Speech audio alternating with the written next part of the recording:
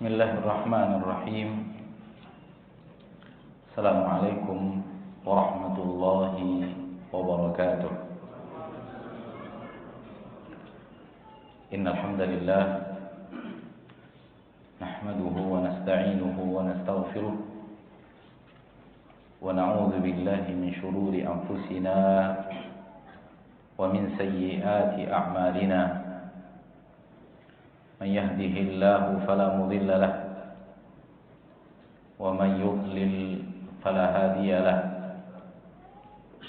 أشهد أن لا إله إلا الله وحده لا شريك له وأشهد أن محمدا عبده ورسوله صلى الله عليه وعلى آله وأصحابه ومن تبعهم بإحسان إلى يوم الدين وسلم تسليما كثيرا. يا أيها الذين آمنوا اتقوا الله حق تقاته ولا تموتن إلا وأنتم مسلمون. يا أيها الناس اتقوا ربكم الذي خلقكم من نفس واحدة وخلق منها زوجها وبث منهما رجالا كثيرا ونساء واتقوا الله الذي تساءلون به والأرحام إن الله كان عليكم رقيبا. يا أيها الذين آمنوا اتقوا الله وقولوا قولا سديدا يصلح لكم أعمالكم ويغفر لكم ذنوبكم ومن يطع الله ورسوله فقد فاز فوزا عظيما. أما بعد فإن أصدق الحديث كتاب الله وخير الهدي هدي محمد صلى الله عليه وسلم شر الأمور محدثاتها فإن كل محدثة بدعة وكل بدعة ضلالة وكل ضلالة في النار. معاشر المسلمين معاشر المسلمات الحاضرين والحاضرات المشاهدين والمشاهدات, para pemirsa dimanapun Anda berada, rahimani wa rahimakumullah. Pertama-tama sekali mari kita bersyukur kepada Allah, Rabb yang telah menciptakan kita, menciptakan langit dan bumi, menciptakan seluruh kebutuhan yang kita butuhkan dalam kehidupan kita di permukaan bumi ini. Mari kita bersyukur kepada Allah atas rahmat dan nikmat tiada tara dan tiada terhingga yang selalu Allah berikan kepada kita setiap hari. Allah senantiasa mencurahkan rahmat dan nikmat kepada kita setiap hari, rahmat dan nikmat yang tiada tara dan tiada terhingga. Hanya orang-orang yang buta, yang tidak mampu melihatnya. Allah berfirman di dalam Al-Quran, wa in ta'uddu ni'matallahi la tuhsuha. Kalau kalian menghitung-hitung nikmat Allah yang Allah berikan kepada kalian, la tuhsuha, kalian tidak akan sanggup untuk menghitungnya. Saking banyaknya nikmat itu, kalian tidak akan sanggup untuk menghitungnya.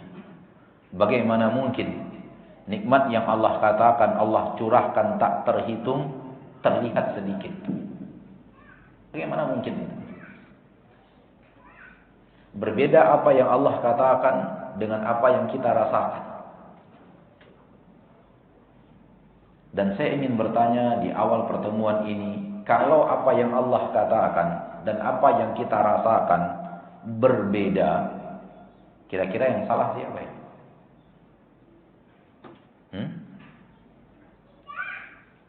Berbeda apa yang Allah katakan dengan apa yang kita rasakan. Kira-kira yang salah siapa? Kita? Pasti kan? Karena Allah nggak mungkin salah. Allah mengatakan saking banyaknya tak terhitung. Bagaimana mungkin kita melihatnya sedikit? Ada yang salah dalam penglihatan kita.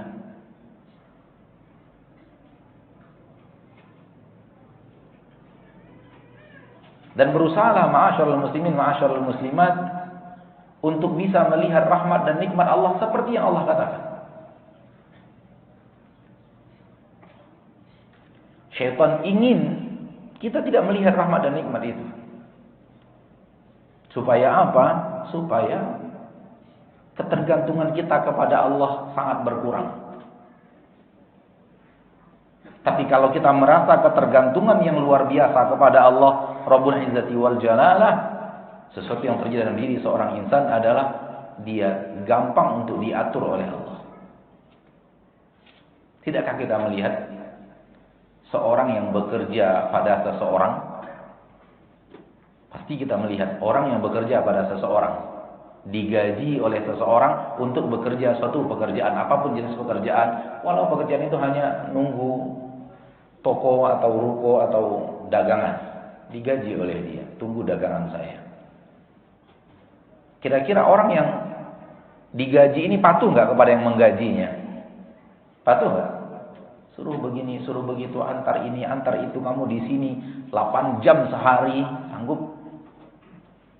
Ternyata apa yang membuat dia gampang diatur oleh yang memberinya gaji? Ketergantungan kepada gaji itu. Dia ingin mendapatkan ma'isyah, kehidupan dari gaji yang diberikan oleh orang yang memberinya pekerjaan.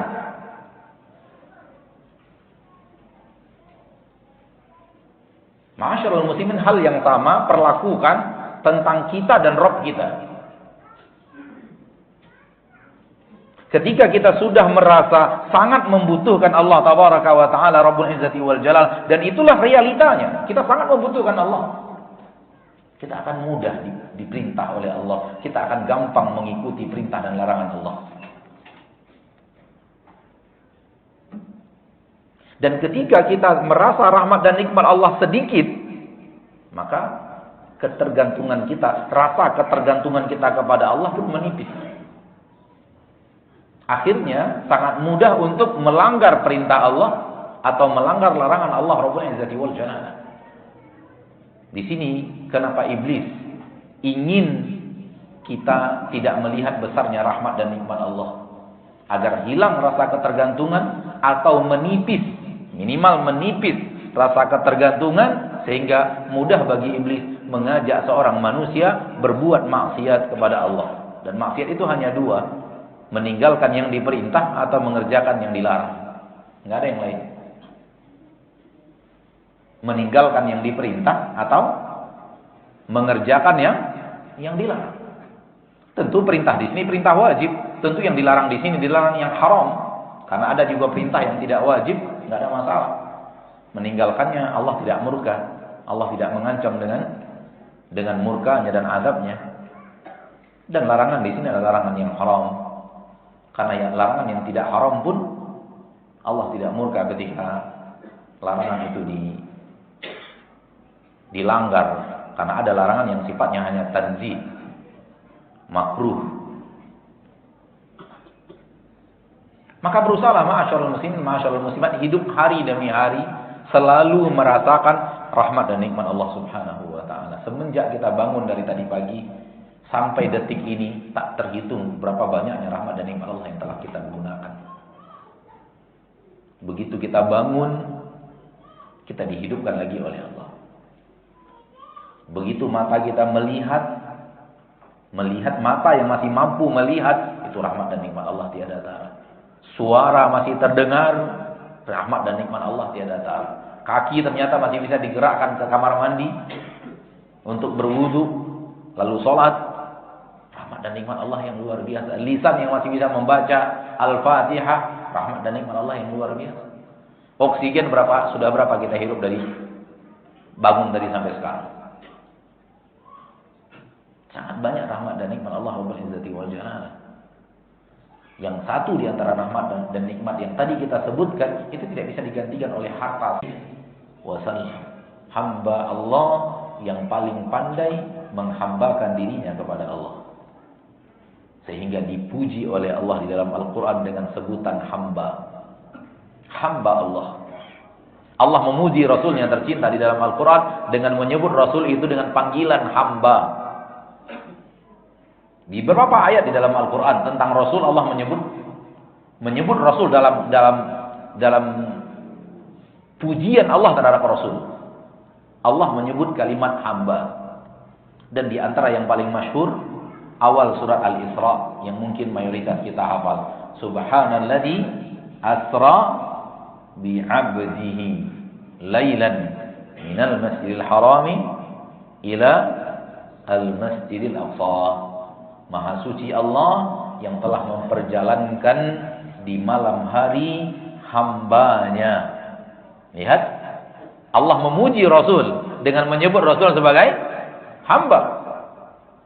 Maha suci Allah yang telah memperjalankan hambanya di malam hari. Minal masjidil haram ilal masjidil aqsa. Dari masjidil haram ke masjidil aqsa. Di sini pujian Allah kepada nabinya tercinta. Namun pujian itu dengan kalimat hamba Allah. Ada beberapa ayat di dalam Al-Quran. Di antaranya awal surah Al-Baqarah. Silahkan buka di awal surah Al-Baqarah. Qul in kuntum fi raibim mimma nazzalna ala abdina fa'tu bi suratin min mithlihi wad'u syuhada'akum min dunillahi in kuntum shadiqin fa in lam taf'alu wa lan taf'alu fattaqun nar allati waquduha an-nas wal hijara u'iddat lil kafirin. Kalau kalian ragu atas apa yang kami turunkan kepada hamba kami, lihat garis bawahi kalimat apa? Hamba kami. Kalau kalian ragu kepada apa yang kami turunkan kepada hamba kami, yaitu Al-Quran yang Allah turunkan kepada Nabi Muhammad adalah Al-Quran. Quraisy meragukan itu adalah wahyu dari Allah. Quraisy mengatakan itu adalah karangan Muhammad. Asatirul awwalin, cerita-cerita dongeng masa lalu mulai diangkat-angkat oleh Muhammad. Ragu orang Quraisy bahwa itu datang dari Allah, wahyu yang dikatakan firman-firman Allah yang disuruh oleh Rasulullah menyampaikannya kepada orang Quraisy dan seluruh manusia. Kalau kalian ragu kepada apa yang kami turunkan kepada hamba kami, fa'tu bi suratin min mithlih, datangkan satu surat saja seperti itu. Wad'u syuhada'akum, panggil semua yang akan menolong kalian min dunillah, selain Allah. In kuntum shadiqin, kalau kalian jujur dalam apa yang kalian katakan. Apa yang dikatakan Quraisy? Muhammad ngarang. Kalau kalian jujur dalam pendapat kalian bahwa itu karangan manusia, coba panggil semua manusia, datangkan seperti satu surat yang ada di dalam yang dibawa oleh Muhammad. Seperti satu surat seperti yang dibawa oleh Muhammad. Datangkan coba. Datangkan satu surat. Panggil siapa saja yang bisa menolong kalian selain Allah. In kuntum shadiqin, kalau kalian jujur. Dalam perkataan kalian bahwa Muhammad ngarang soal firman-firman Rabb-Nya. Tantangan ini sudah 1400 tahun lebih. Sampai sekarang belum ada yang berani mendatangkan satu surat seperti Al-Quran. Seperti satu surat yang ada di dalam Al-Quran. Belum bisa. 1400 tahun lebih. Ini menunjukkan kebenaran bahwa ini firman dari Allah. Datang dari Rabb pencipta langit dan bumi. Seperti yang dikatakan oleh Nabi Muhammad sallallahu alaihi. Orang Arab itu ketika Rasul hidup itu Arab paling fasih.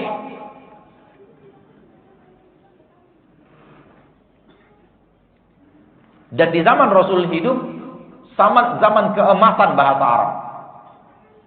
Setelah musim haji ada pasar bernama Ukaz, di mana di sana perdagangan selama sekian hari. Nah, di antara yang terjadi di pasar Ukaz itu adalah perlombaan mengarang terbaik bahasa Arab. Perlombaan syair terbaik dari orang-orang ahli syair, para penjaga-penjaga Arab. Dan ketika Al-Quran datang, semua diam 1000 bahasa. Tak sanggup berhadapan dengan keindahan Al-Quran. Ala kulli hal, tadi Allah mengatakan, kalau kalian ragu terhadap apa yang kami turunkan kepada hamba kami, maka datangkan satu surat seperti Al-Quran yang dia bawa. Panggil semua yang akan menolong kalian selain Allah. Kalau kalian jujur. Kalau kalian tidak sanggup mengerjakannya. Dan pasti kalian tidak akan sanggup mengerjakannya. Maka takutlah kepada neraka yang bahan bakarnya adalah manusia dan batu. Telah disiapkan oleh Allah untuk orang-orang kafir. Jadi neraka sudah ada. Karena Allah mengatakan, telah disiapkan untuk orang kafir. Sebagaimana surga juga sudah ada, karena Allah selalu mengatakan a'addallahu lahum jannat. Allah sudah siapkan untuk mereka surga. Neraka dan surga ma'asyiral muslimin, ma'asyiral muslimat sudah ada. Dan Rasul Anda Muhammad SAW pernah datang dan melihatnya ketika Isra dan Mi'raj. Kenapa Allah menyebut hamba? Karena itu saya mengatakan hamba itu adalah jabatan paling tinggi di permukaan bumi. Pujian paling hebat di permukaan bumi adalah hamba Allah. Oleh karena itu Allah memuji Rasulnya dan Rasul-Rasul Allah yang lainnya dengan sebutan hamba. Itu adalah jabatan paling atau pangkat paling tinggi di permukaan bumi. Hamba Allah. Dan tidak semua orang yang menyatakan dirinya hamba Allah, Allah akui sebagai hambanya. Hamba terbagi dua. Hamba Allah secara umum. Fir'aun juga hamba Allah. Abu Jahal juga hamba Allah. Iblis juga hamba Allah. Ciptaan Allah. Ini makna hamba secara umum. Tapi yang pujian kepada Rasul ini tidak. Rekomendasi dari Allah bahwa beliau adalah hamba Allah, yang benar-benar hamba Allah. Ini namanya hamba dalam makna yang khusus. Dan itu yang kita maksudkan dari tadi. Rasulullah SAW dipuji oleh Allah dengan sebutan hamba. Dan kalau ingin dipuji oleh Allah dan dekat dengan Allah, jadilah hamba Allah. Jadilah apa? Hamba Allah. Ma'asyiral muslimin, ma'asyiral muslimat, di dalam Al-Qur'an di awal surah Al-Insan ayat yang kedua, Allah tabaraka wa taala menyebutkan bahwa Allah menciptakan kita memang untuk menguji kita, untuk memberikan kepada kita ujian.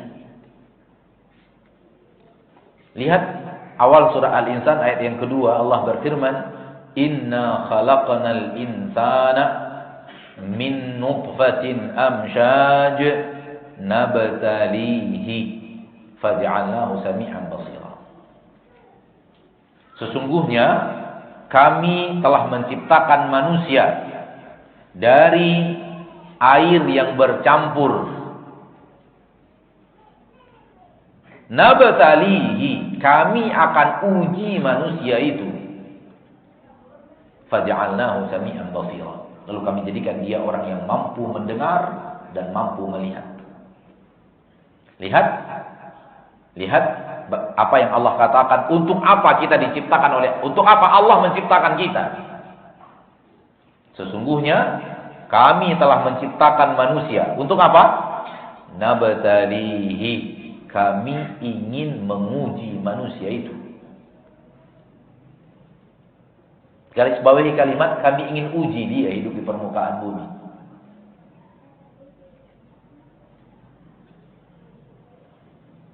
Jadi Allah ciptakan kita memang untuk diuji.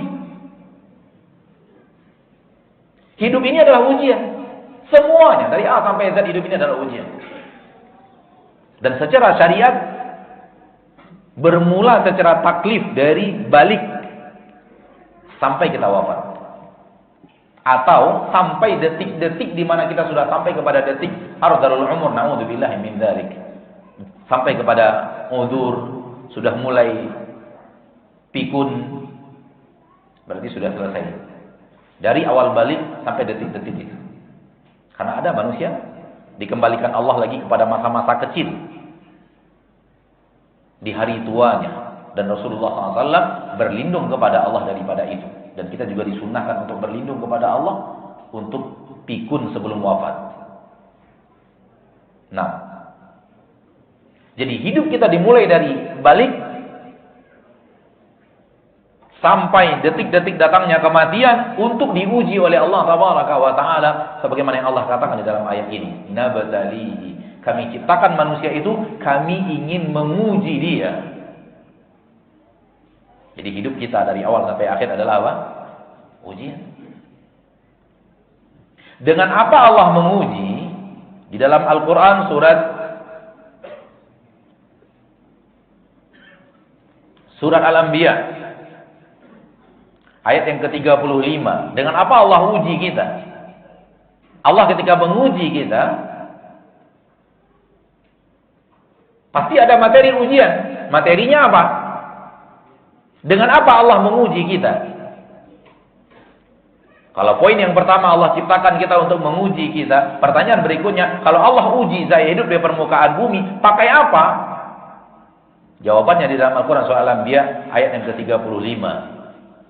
Rabbuna tabaraka wa ta'ala berfirman, kullu nafsin dha'iqatul maut wa nabluukum bisyarri wal khairi fitnatan wa ilaina turja'un. Setiap yang bernyawa pasti akan merasakan kematian.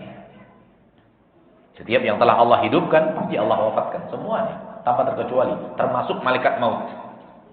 Malaikat maut pun Allah akan wafatkan. Sehingga seluruh yang bernyawa tak ada lagi yang hidup. Allah membuktikan bahwa dialah satu-satunya yang hidup, yang lain tidak punya kehidupan.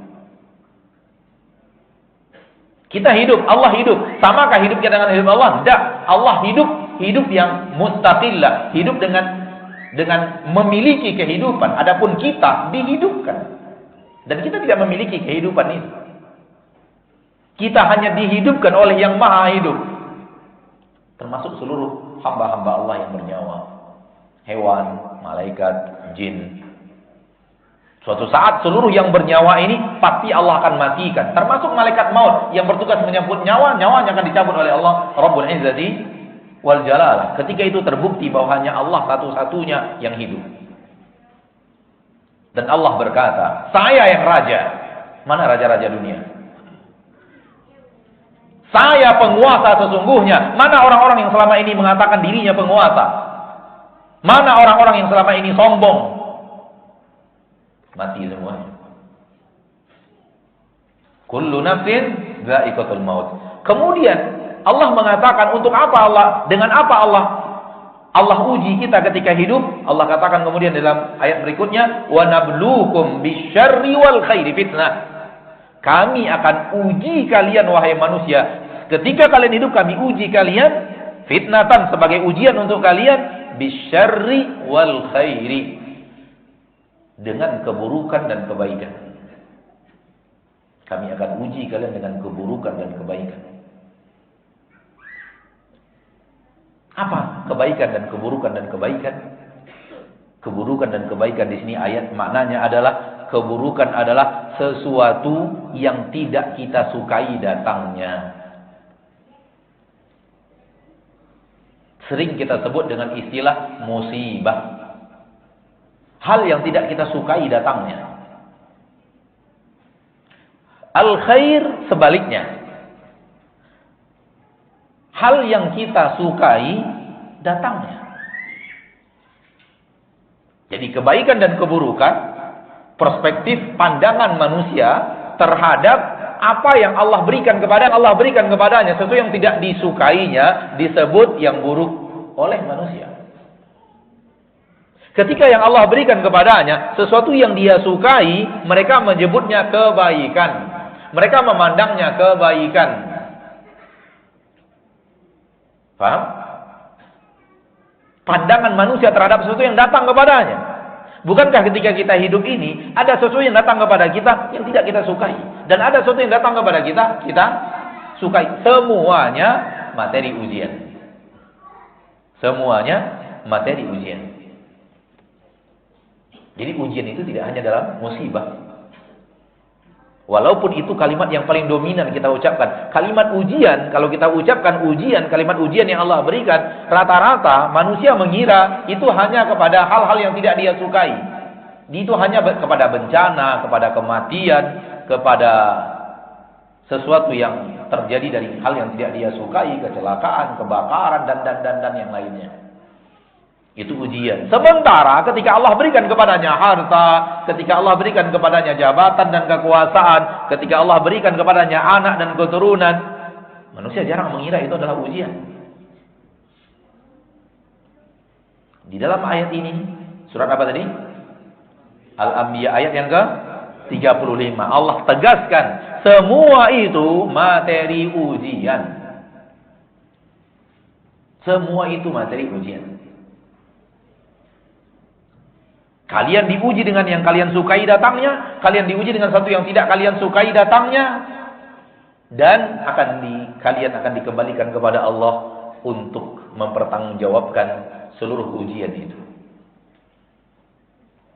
Ma'asyiral muslimin, ma'asyiral muslimat, rahimani wa rahimakumullah. Jadi rubah sudut pandang kita, mengira bahwa ujian hanya musibah.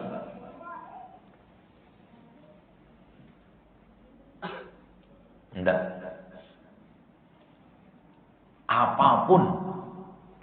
Kalau Allah mengatakan semua yang kalian sukai datangnya, semua yang tidak kalian sukai datangnya, semua itu adalah ujian, berarti seluruh kehidupan kita. Karena seluruh kehidupan kita antara dua, gak ada yang lain. Betul tidak? Hari-hari yang kita lalui hanya dua itu. Sesuatu yang kita sukai, sesuatu yang tidak kita sukai. Hidup itu hanya pertukaran antara yang kita sukai dan yang tidak kita sukai. Terkadang yang datang yang kita sukai, terkadang yang datang yang tidak kita sukai, terkadang yang datang yang kita sukai, terkadang datang yang tidak kita sukai, bertukar-tukar seperti itu terus. Imam Syafi'i mengatakan, la husnun 'alaika yadumu wala surur. Takkan selamanya hidupmu itu sedih terus. Takkan selamanya juga hidup kamu itu adalah bahagia terus. Enggak. Hidup manusia itu Allah perganti-gantikan. Sebagaimana yang Allah katakan dalam surat Alam Nashrah Laka Sadrak. Ayat yang kelima dan keenam. Fa inna ma'al usri yusra. Inna ma'al usri yusra. Sesungguhnya bersama kesulitan ada kemudahan. Sesungguhnya bersama kesulitan ada kemudahan. Apa ini maksudnya? Kadang yang datang kesulitan, kadang yang datang adalah kemudahan. Semua itu materi ujian. 15 dan 16 dari surah Al-Fajr. Ma'asyiral muslimin wal muslimat, dengarkan penjabaran yang lebih detail dari surah Al-Anbiya ayat 35 tadi. Lihat Al-Quran surah Al-Fajr.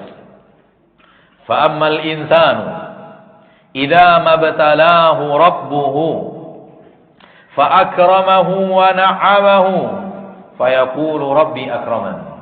Wa amma idza mabtalahu faqadara alaihi rizqahu fayaqulu rabbi ahanan kalla. Datang jawaban setelahnya di ayat yang ke-16, ke-17, di awal ayat ke-17, kalla, sekali-kali tidak benar itu.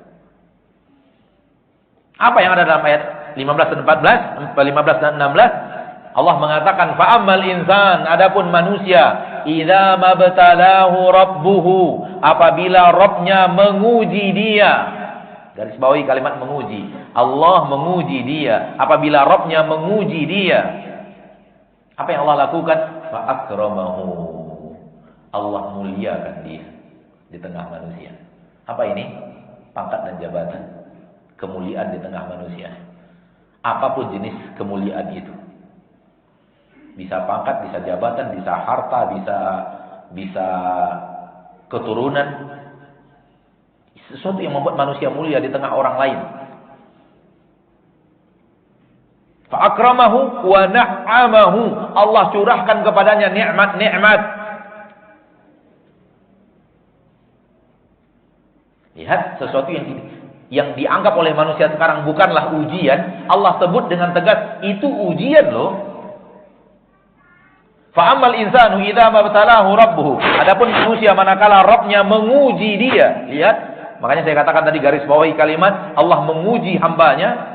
Dengan cara apa? Allah muliakan dia di tengah manusia, Allah curahkan rahmat dan nikmat kepadanya, nikmat-nikmat dunia kepadanya. Fa yaqulu rabbi akraman, ketika itu dia mengira dan mengatakan Rabbku memuliakan diriku. Dia enggak sadar dia sedang diuji, bukan dimuliakan. Dan itu yang dinasihatkan oleh Imam Hasan Al-Basri kepada Umar bin Abdul Aziz. Umar bin Abdul Aziz, raja. Hasan Al-Basri, ulama di zaman rajanya, khalifahnya Umar bin Abdul Aziz.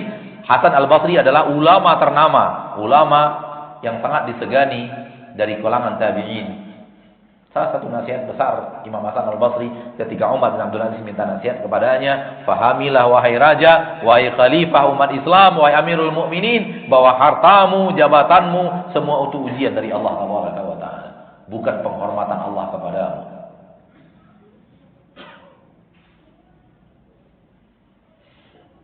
Dan jangan anggap bahwa tahta, harta yang melimpah itu adalah bukti Allah sayang. Tidak. Ini kesalahan manusia ketika memandangnya seperti itu. Kita sudah katakan tadi di ayat yang ke-17 Allah bantah. Salah, tidak benar itu. Kalla, tidak benar. Cara berpandang sebetulnya enggak benar. Ketika dia mengira bahwa jabatan, harta, kekayaan bukti Allah sayang dan cinta kepada hambanya. Kalau Allah bukti Allah sayang dan cinta kepada hambanya adalah jabatan dan kekayaan, harusnya Allah lebih sayang Fir'aun dibanding Nabi Musa. Allah lebih sayang Qarun dibanding Nabi Musa. Mana yang lebih kaya? Qarun apa Nabi Musa? Qarun. Mana yang lebih berpangkat dan jabatan dan punya harta lebih banyak? Fir'aun apa Nabi Musa? Fir'aun. Kalau jabatan dan kekayaan itu bukti Allah cinta, harusnya Allah lebih cinta Abu Jahal dibanding Nabi Muhammad sallallahu alaihi wasallam. Abu Jahal berpangkat dan berjabatan. Abu Jahal saudagar kaya raya. Nabi Muhammad adalah keponakan Abu Talib. Memang Abu Talib adalah pemimpin Bani Hashim, namun bukan saudagar kaya. Abu Talibnya saja bukan saudagar kaya, walaupun pemimpin Bani Hashim, tapi tidak terkenal dengan harta Abu Talib yang melimpah ruah. Dan Nabi Muhammad hanya keponakan, bukan anak lagi, keponakan.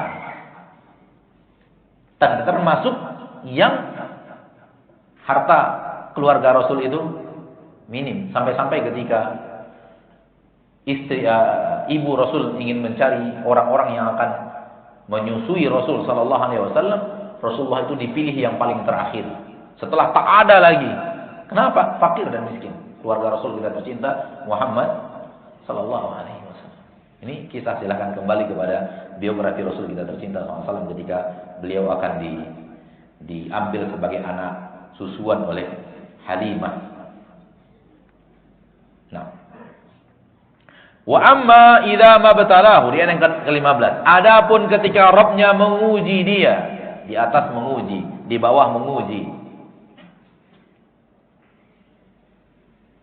Fa amma idza mabtalahu faqadara alaihi rizqah.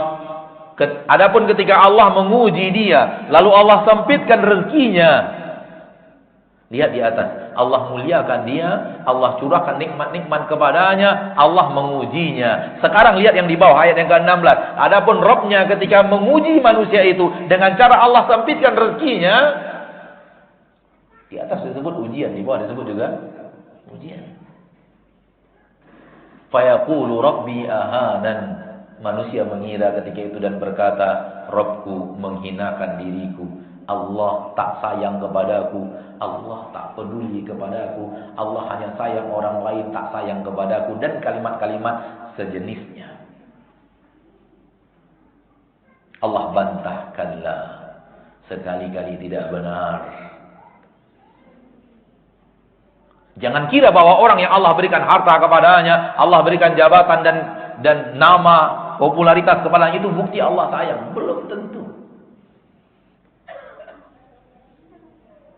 Dan jangan kira ketika Allah sempitkan rezeki kepada seseorang, itu bukti Allah tidak sayang kepadanya. Belum tentu. Karena itu semua baru materi ujian. Tidaklah hasil daripada ujian yang membuat Allah sayang atau benci. Itu hanya materi ujian, sebagaimana yang tadi kita sampaikan di dalam Al-Quran surah Al-Anbiya tadi. Itu materi ujian. Itu baru materi ujian. Dimuliakan, diberikan harta, diberikan tahta, diberikan nama, popularitas. Ujian. Atau tidak diberikan tahta, tidak diberikan harta, tidak diberikan nama, popularitas. Itu pun ujian. Dilapangkan harta ujian, disempitkan harta ujian. Diberikan jabatan ujian, tidak diberikan jabatan juga ujian. Semua itu baru materi ujian. Bukan bukti, tanda sayang atau tidak sayangnya Allah kepada seorang hamba. Maka rubah sudut pandang kita ketika melihat orang yang diberikan oleh Allah jabatan, oh Allah sayang kepadanya. Belum tentu. Atau orang yang Allah tabaraka wa ta'ala berikan kepadanya failit. Allah sedang benci dan murka kepadanya. Belum tentu. Itu baru apa? Materi ujian.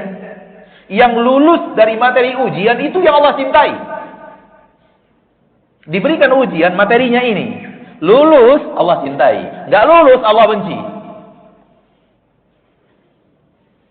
Ketika Allah memberikan kebaikan-kebaikan, sesuatu yang kita sukai Allah datangkan kepada kita, Allah ingin kita bersyukur. Allah ingin kita apa? Bersyukur. Kalau kita pandai bersyukur atas apa yang Allah berikan, lulus ujian. Sebaliknya, ketika yang Allah berikan kepada kita sesuatu yang tidak kita sukai, yang Allah inginkan dari kita, kita bersabar. Siapa yang bersabar, lulus ujian. Materi ujiannya itu. Yang Allah inginkan ini. Maka ketika yang Allah berikan adalah kebaikan. Yang Allah ingin lihat dari orang yang Allah berikan. Dari hamba yang Allah berikan kepadanya kebaikan. Anda bersyukur atau tidak? Bersyukur, lulus ujian. Allah cintai. Tidak bersyukur, gagal ujian, Allah benci. Ketika Allah sempitkan rezeki, Allah berikan hal yang tidak kita sukai datang kepada kita, Allah ingin melihat sabar atau tidak. Sabar, lulus ujian, Allah cinta. Tidak sabar, gagal ujian, Allah murka. Oleh karena itu dalam sebuah hadis riwayat Imam Muslim dari Abu Hurairah radhiyallahu taala anhu wa ardahu, Rasulullah SAW bersabda tentang sifat seorang mukmin hidup di permukaan bumi. Ajaban li amril mu'min. Amat menakjubkan perkara orang mukmin. Urusan orang mukmin itu menakjubkan, kata Nabi SAW. Inna amrahu kullahu lahu khair. Sesungguhnya seluruh urusan orang mukmin kebaikan. Semua perkara, semua urusan dia, semuanya baik. In asabathu sarra'u syakar. Apabila dia diberikan oleh Allah perkara-perkara yang menggembirakannya, perkara-perkara yang menyenangkan dia, perkara-perkara yang membuat dia suka, syakar, seorang mukmin akan pandai bersyukur, fakana khairan lah, dan itulah yang terbaik untuk dia di saat diberikan Allah nikmat. Wa in asabathu dharra, namun apabila yang datang kepadanya mudarat, petaka yang tidak dia sukai datangnya, bencana, ini dan itu, beraneka ragam, sabar, orang mukmin itu akan bersabar, fakana khairan lah, dan itu yang terbaik untuk dirinya. Masuk waktu salat? 5 menit lagi. Barakallahu fiik. Berarti kecepatan jam mana? Udah bunyi dia. Lihat hadis Nabi, orang mukmin perkaranya semuanya yang baik. Ada 2 ujian yang datang kepadanya. Pertama, sarra, hal-hal yang dia sukai, hal-hal yang dia senangi, hal-hal yang dia cintai. Yang kedua, barra, hal-hal yang mudarat, hal-hal yang sempatnya petaka, silih berganti datang kepada manusia. Seperti yang saya katakan tadi. Gak ada di antara kita, melainkan semua kita punya kedua-duanya. Punya sesuatu yang kita sukai, punya yang diberikan Allah kepada kita, dan punya sesuatu yang tidak kita sukai Allah datangkan kepada kita. Semua manusia. Oleh karena itu berhentilah mengeluh. Kenapa? Karena orang yang tempat Anda mengeluh, dia pun dapat hal yang sama.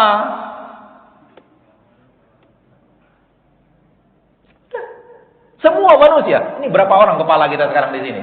Coba siapa yang bisa tunjuk tangan. Saya Ustaz, saya hanya mendapatkan yang buruk saja, yang baik gak dapat-dapat. Coba. Begitu juga lakukan sebaliknya. Gak akan ada orang yang mengatakan, Ustaz, dalam hidup saya semuanya kenikmatan. Gak pernah diberikan oleh Allah ujian yang membuat saya menangis, membuat saya sedih, membuat saya menjerit. Siapa coba? Oleh karena itu, seorang mukmin yang kata Nabi urusannya yang baik, karena dia pandai bersyukur pada saat yang datang adalah hal yang dia sukai, dan pandai bersabar di saat yang datang petaka dan bencana. Sehingga orang mukmin itu hidupnya santai, hidupnya rileks, hidupnya nyaman. Kenapa? Pandai berhadapan dengan ujian. Wallahi demi Allah, kalau kita pandai bersyukur dan bersabar, tak akan mengeluhkan hidup kita kepada siapapun, kecuali hanya kepada Allah. Seperti yang dikatakan oleh Nabiullah Ya'qub di dalam Al-Quran surat Yusuf. Innama ashku huzni wa bathi ilallah. Aku hanya mengeluhkan kesedihanku dan hal-hal yang tidak baik menimpaku. Aku hanya akan mengeluhkan kepada Allah Subhanahu wa ta'ala. Takkan kita keluhkan kepada manusia. Kenapa? Manusia tempat kita ngeluh itu sama juga dengan kita. Orang yang Allah uji dengan kebaikan dan keburukan. Paham tadi apa kebaikan dan keburukan? Sama kok. Jadi kalau antum mengeluh kepada saya, ayo balik saya ngeluh kepada antum coba.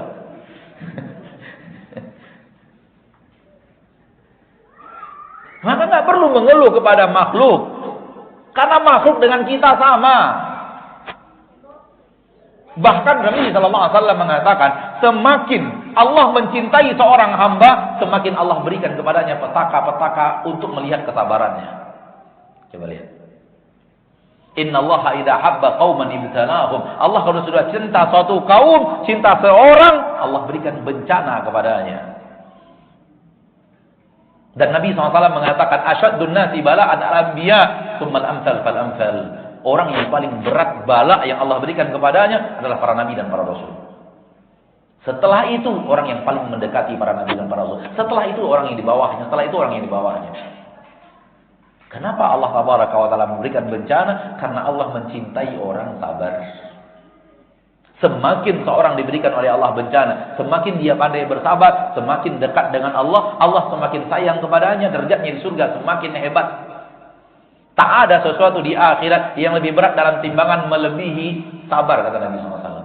Allah tidak memberikan kepada seorang hamba kebaikan lebih daripada sabar.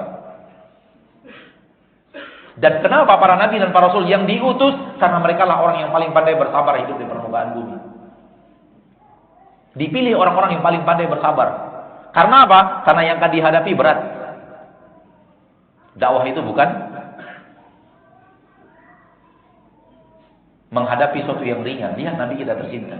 Lihat para nabi dan para rasul. Lihat Nabi Nuh, bagaimana beliau dan kaumnya. Lihat Nabi Ibrahim, sampai dikumpulkan kayu bakar, dinyalakan api untuk membakar Nabi Ibrahim alaihissalam. Lihat Nabi Musa, Nabi Yahya, baca sejarahnya, sampai dibunuh oleh kaumnya. Nabi Isa dikejar oleh kaumnya untuk dibunuh. Hanya Allah selamatkan. Allah wafat, Allah angkat ke langit, dan Allah buat seseorang agak mirip wajahnya dengan Nabi Isa, sehingga itu dikira orang Nabi Isa dan dibunuh. Padahal bukan Nabi Isa. Dan ketika mereka membunuh, Allah katakan, wa ma qataluhu yaqina. Ketika mereka membunuh, mereka pun enggak yakin itu Nabi Isa. Kok mirip-mirip tapi entah iya entah tidak. Dan lihat sejarah Nabi kita Muhammad sallallahu alaihi wasallam, bagaimana bencana dan bencana Allah berikan kepadanya, bagaimana bala dan bala Allah berikan kepadanya. Justru itu tanda Allah cinta. Dan salah satu nasihat Imam Hasan Al-Basri kepada Umar bin Abdul Aziz adalah, jangan engkau kira dunia yang sedang engkau miliki itu tanda Allah sayang.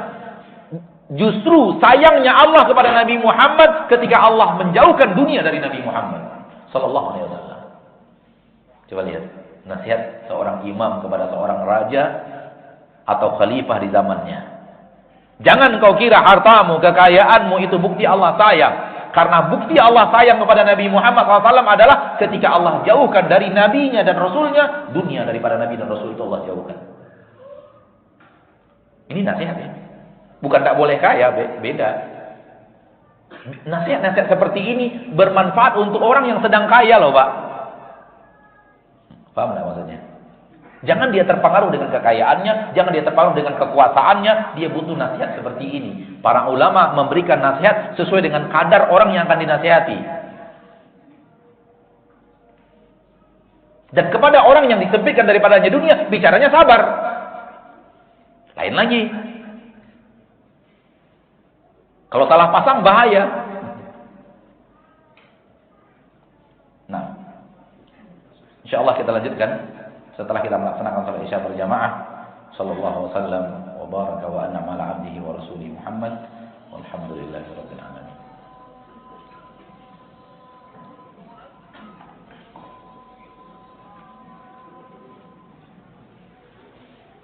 Allahu Akbar, Allah.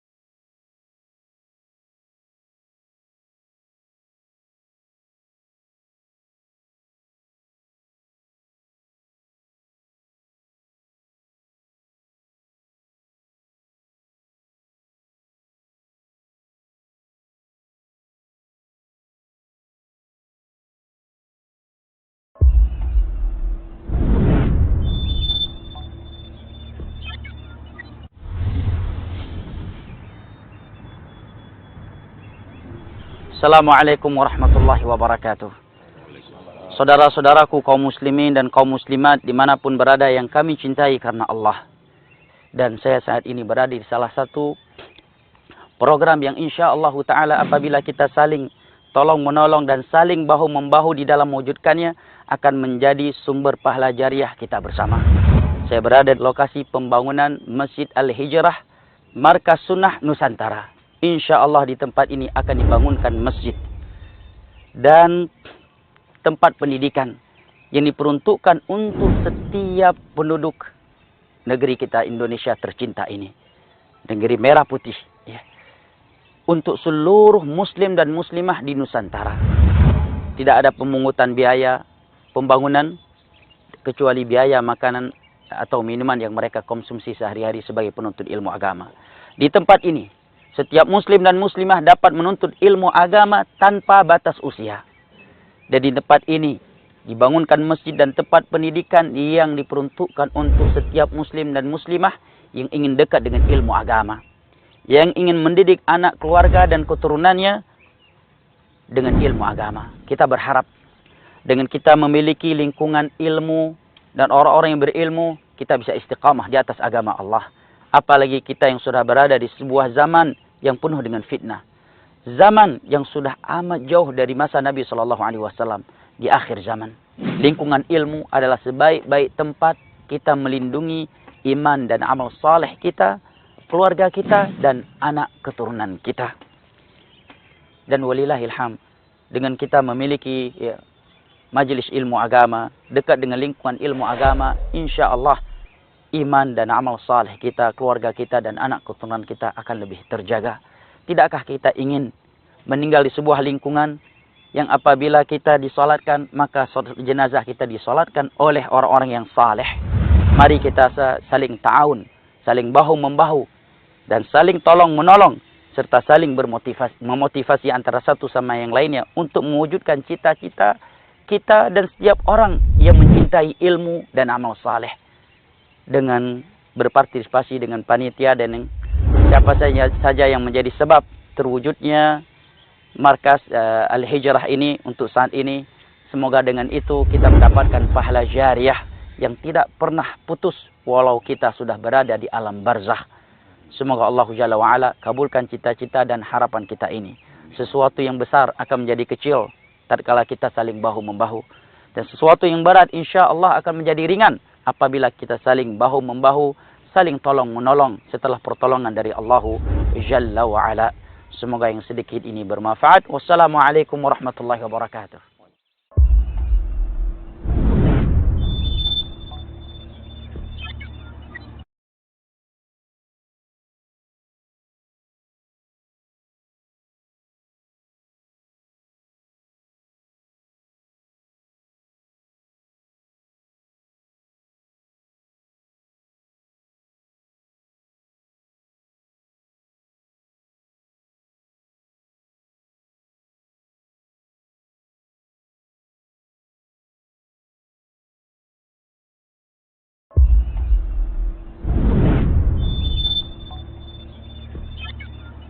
Assalamualaikum warahmatullahi wabarakatuh.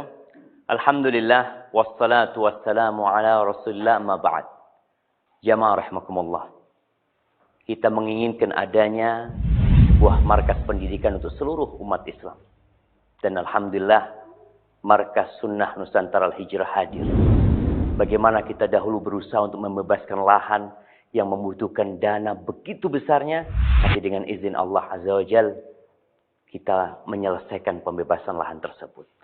Kemudian kita melanjutkan untuk meletakkan panjang perdana. Dan alhamdulillah itu sudah kita lakukan. Tapi kita masih membutuhkan support dan dukungan dari para muhsin. Apapun yang kau berikan, sejatinya Allah akan memberikan ganti. Dan inilah saatnya kita meletakkan harta kita, sedikit yang kita miliki, untuk kita petik kelak di akhirat. Pernah datang seorang sahabat kepada Nabi SAW yang dia membawa seekor onta dengan pelana yang lengkap. Dia mengatakan, "Ya Rasulullah, hadhihi fi sabilillah." Ini di jalan Allah ya Rasulullah. Apa kata Nabi SAW?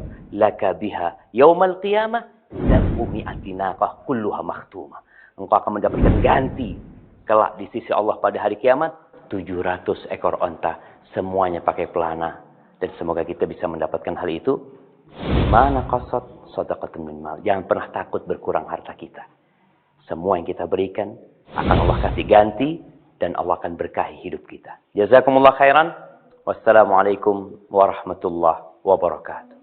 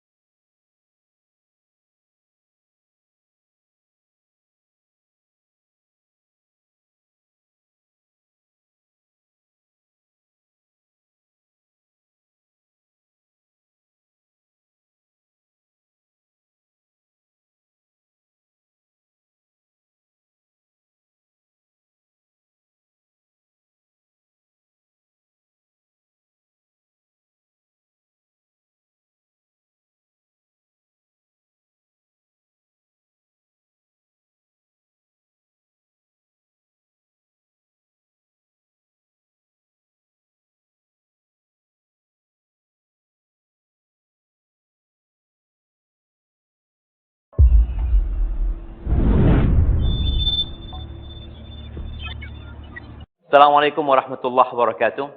Alhamdulillah wassalatu wassalamu ala Rasulillah ma ba'd. Jamaah rahimakumullah. Kita menginginkan adanya sebuah markas pendidikan untuk seluruh umat Islam. Dan alhamdulillah markas sunnah Nusantara Al-Hijrah hadir. Bagaimana kita dahulu berusaha untuk membebaskan lahan yang membutuhkan dana begitu besarnya, tapi dengan izin Allah Azza wa Jalla kita menyelesaikan pembebasan lahan tersebut. Kemudian kita melanjutkan untuk meletakkan pancang perdana. Dan alhamdulillah itu sudah kita lakukan. Tapi kita masih membutuhkan support dan dukungan dari para muhsin-muhsin. Apapun yang kau berikan, sejatinya Allah akan memberikan ganti. Dan inilah saatnya kita meletakkan harta kita, sedikit yang kita miliki, untuk kita petik kelak di akhirat. Pernah datang seorang sahabat kepada Nabi SAW yang dia membawa seekor onta dengan pelana yang lengkap. Dia mengatakan, "Ya Rasulullah, hadhihi fi sabilillah." Ini di jalan Allah ya Rasulullah. Apa kata Nabi SAW? "Laka biha yaumal qiyamah sab'umi'ati naqah kulluha makhtumah." Engkau akan mendapatkan ganti kelak di sisi Allah pada hari kiamat 700 ekor onta, semuanya pakai pelana. Dan semoga kita bisa mendapatkan hal itu. Mana qasad shadaqatun min mal. Jangan pernah takut berkurang harta kita. Semua yang kita berikan akan Allah kasih ganti dan Allah akan berkahi hidup kita. Jazakumullah khairan. Wassalamualaikum warahmatullahi wabarakatuh.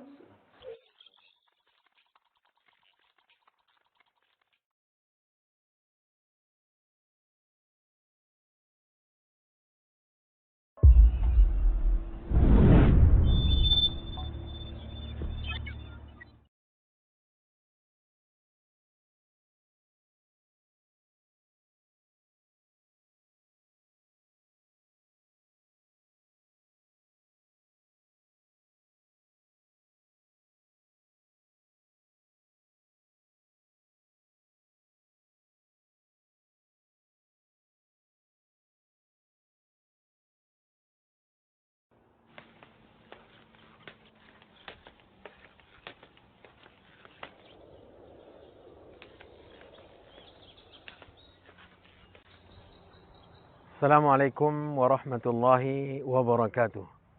Alhamdulillah wassalatu wassalamu ala Rasulillah wa ala alihi wa ashabihi wa man ihtada bihuda amma ba'du. Kaum muslimin, kaum muslimat, saudara-saudari dimanapun berada, saya sekarang berada di lokasi markas sunnah Nusantara Al-Hijrah di Kota Pekanbaru, yang di sini insyaallah akan dibangun masjid dan asrama yang programnya adalah untuk membuat halaqah, mendidik kaum muslimin sunnah Nabi SAW. Ya, saya pribadi melihat betapa besarnya antusias kaum muslimin ketika program pertama, di mana pembebasan lahan yang sekitar 4,8 hektar ini dengan jumlah biaya yang sangat besar, tetapi kaum muslimin begitu besar terlihat semangat mereka untuk bekerja sama, ta'awunal birri wat taqwa. Maka dengan tepatnya tanggal 8 Januari 2021 selesailah pembebasan tanah sekarang ini, dan insya Allah kedepannya insya Allah akan dibangun di sini masjid dan asrama Al-Hijrah, markas sunnah terbesar sebagaimana yang direncanakan untuk membuat halaqah-halaqah. Di sana nanti akan ditarbiyah, dibentuk dan dididik kaum muslimin tentang sunnah Nabi SAW agar bisa diterapkan. Dan tentunya saya pribadi menghimbau kaum muslimin, kaum muslimat dimanapun berada untuk bersama-sama kita merealisasikan program ini dengan apapun yang kita bisa, terutama dengan harta kita. Dan kita harus yakin bahwa harta kita tidak akan pergi begitu saja. Karena Nabi SAW mengatakan, "Ma naqasat malun min sadaqah." Sesungguhnya sedekah tidak mengurangi harta. Dan Nabi SAW juga menegaskan bahwa salah satu dari pahala yang akan mengalir terus pahalanya kepada seorang muslim adalah harta yang dijadikan sebagai sedekah jariah. Dan ini adalah kesempatan kita semua, dan jangan ragu-ragu, jangan kita bimbang, yakinlah bahwa Allah Subhanahu wa taala tidak akan menyia-nyiakan usaha kita. Mari kaum muslimin, sebesar apa yang kita keluarkan di jalan Allah Subhanahu wa taala, maka akan dilipat gandakan oleh Allah Subhanahu wa taala pahalanya nanti di akhirat. Dan semoga apa yang telah diberikan oleh kaum muslimin untuk pembebasan lahan ini diberi ganjaran yang berlipat ganda oleh Allah Subhanahu wa taala. Dan insyaallah Allah Subhanahu wa taala bukakan pintu hati kita semua untuk sama-sama nata'awun al birri wat taqwa. Wallahu taala alam, wa sallallahu wasallam wa baraka wa an'am ala nabiyyina wa rasulina Muhammadin wa ala alihi wa ashabihi wa man tabi'ahum bi ihsanin ila yaumiddin. Wassalamu alaikum warahmatullahi wabarakatuh.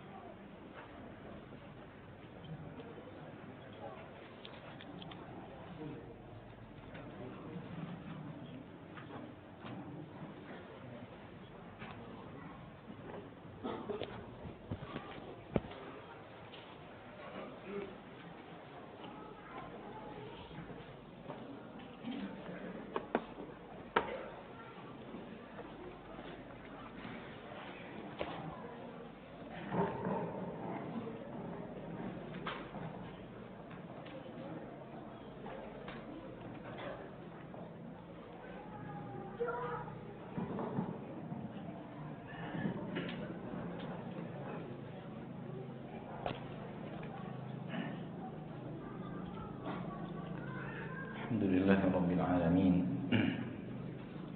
Salatu wassalamu ala asyrafil anbiya'i wal mursalin wa ala alihi wa sahbihi ajma'in. Asyhadu an la ilaha illallah wahdahu la syarika lah. Asyhadu anna Muhammadan 'abduhu wa rasuluh. Sallallahu alaihi wa ala alihi wa ashabihi wa man tabi'ahum bi ihsanin ila yaumiddin. Wa sallama tasliman katsira, amma ba'd. Hadis riwayat Imam Muslim dari Abu Hurairah yang kita bacakan di akhir pertemuan kita, di akhir majlis kita sebelum melaksanakan sholat Isya adalah tentang seorang mukmin yang kata Nabi SAW seluruh urusannya adalah kebaikan. In asabathu sarra'u, apabila yang datang kepadanya sesuatu yang menggembirakan, syakar, maka dia bersyukur. Fakana khairan lah, maka itulah yang baik untuknya. Wa in asabathu dharra, namun ketika yang datang kepadanya adalah dharra, mudarat, petaka, hal yang tidak dia sukai, sabar, seorang mukmin itu akan mengambil sifat bersabar. Fakana khairan lah. Maka itu adalah hal yang baik untuknya. Di dalam hadis ini terang bahwa Nabi SAW mengatakan hidup kita antara sarra dan dharra. Hidup kita ini selalu diisi oleh Allah dengan sesuatu yang menggembirakan datang atau suatu petaka didatangkan oleh Allah Subhanahu wa taala semua manusia tanpa terkecuali. Dan itu yang sudah kita katakan tadi di awal. Siapapun orangnya, dia pasti melalui dua hal tersebut dalam hidupnya. Dan dua hal itulah ujian. Dua hal itulah materi ujian. Allah menguji engkau dengan hal yang engkau sukai, dan Allah menguji dirimu dengan hal yang tidak engkau sukai. Apakah ketika yang datang kepada diri kita, hal yang kita sukai, kita pandai bersyukur kepada Allah? Kalau pandai bersyukur, lulus ujian. Syukur itu 3. Pertama, nisbatkan nikmat ini kepada Allah. 2, puja dan puji Allah dengan hati, dengan lisan kita. 3, gunakan nikmat itu untuk hal yang diridhoi dan dicintai Allah. 3 hal. Kalau ingin bersyukur kepada Allah dengan hal-hal yang kita sukai didatangkan oleh Allah Tabaraka wa Ta'ala kepada kita, dan tidak sempurna syukur itu apabila kehilangan salah satu di antaranya. Dan yang paling sering hilang adalah yang ketiga. Nisbatkan nikmat itu kepada Allah, puja dan puji Allah dengan lisan atas nikmat yang Allah berikan, gunakan nikmat itu untuk hal yang Allah ridhoi dan cintai saja. Manakala ketiga-tiganya dilakukan, maka seorang hamba telah menjalankan kewajiban syukurnya kepada Allah atas sesuatu yang Allah berikan kepadanya dari hal yang dia sukai.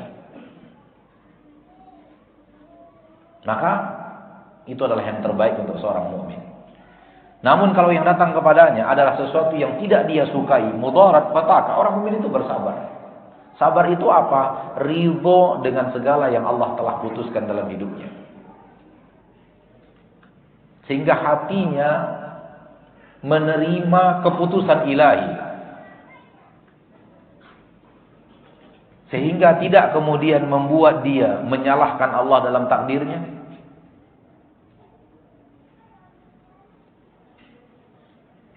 Tidak juga dia mengumpat, apalagi sampai kepada menyatakan bahwa Allah Tabaraka wa Ta'ala benci kepadanya, tidak sayang kepadanya dan semacamnya. Waliyadzubillah.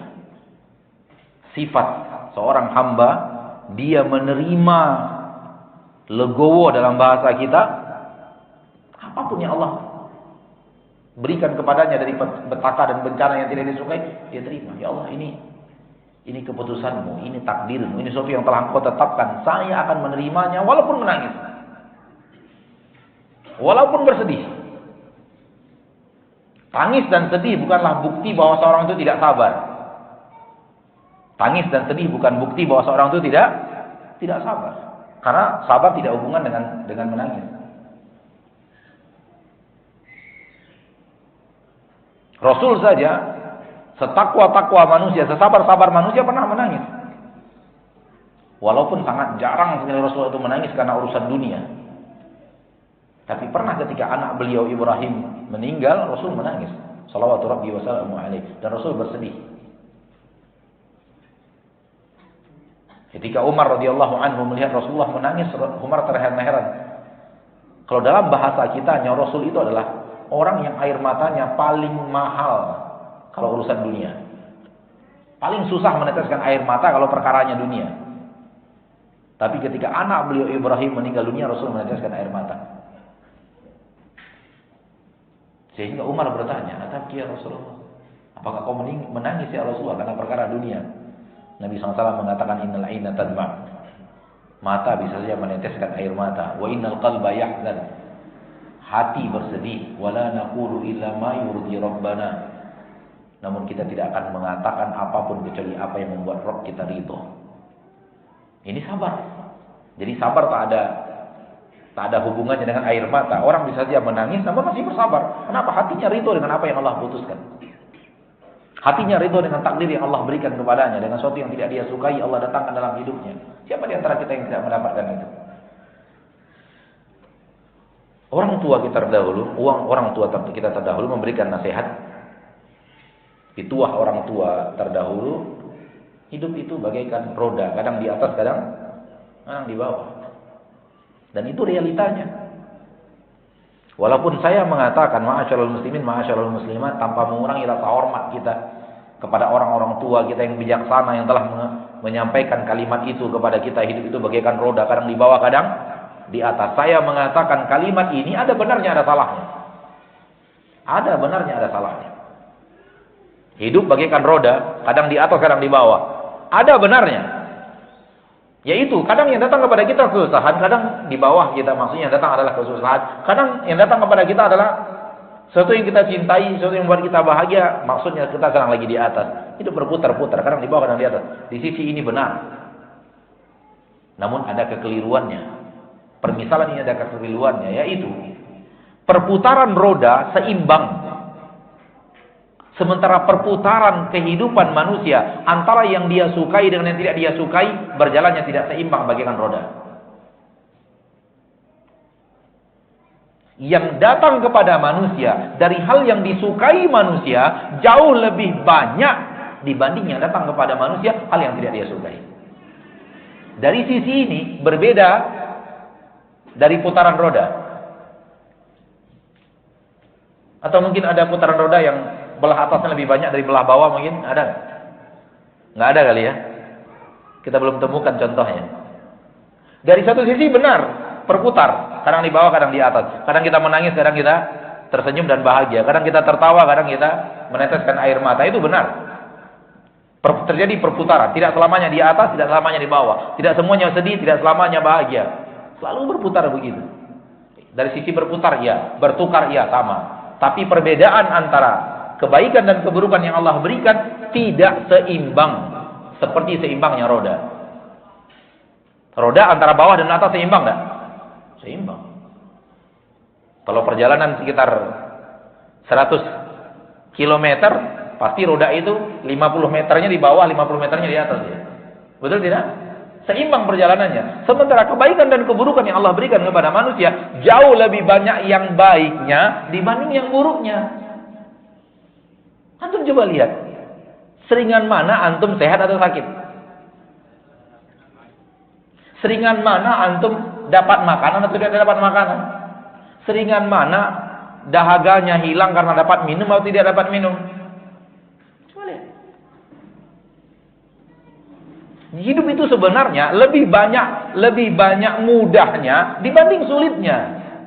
Kalau manusia pandai melihat ini, ketika Allah memberikan kepadanya kesulitan, dia bersabar karena kesulitan ini akan ada kemudahan setelahnya.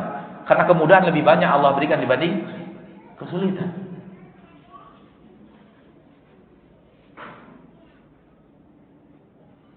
Perhatikan hidup kita.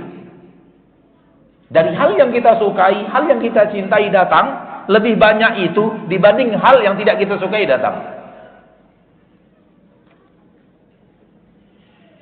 Sehingga seharusnya hidup kita ini lebih banyak syukurnya dibanding sabarnya. Harusnya begitu. Karena yang Allah berikan kepada kita dari hal yang sarra, kemudahan, kelapangan, jauh lebih banyak daripada hal yang dharra, petaka dan musibah. Jauh lebih banyak. Petaka dan musibah ada, tapi tak banyak.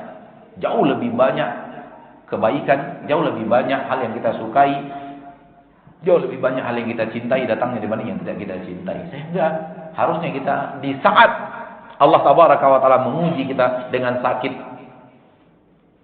Kadang orang ketika diuji oleh Allah dengan sakit, dia lupa terhadap puluhan tahun dia sehat. Sakit lawannya sehat. Allah memberikan kau sakit, ya. Pernah sakit, ya. Semua orang pernah sakit. Sampai Rasul kita SAW pun pernah sakit.